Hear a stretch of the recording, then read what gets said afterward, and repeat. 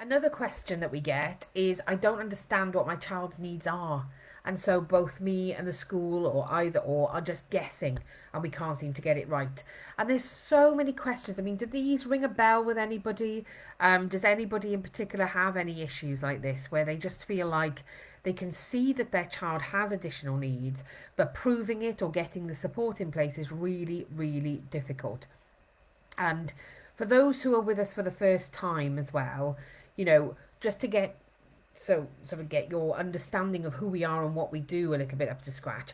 We at Sunshine Support all have that lived experience. So what I've just experienced, what I've just explained there, and all the questions I've highlighted, at least one of us in our team has experienced at least one of those.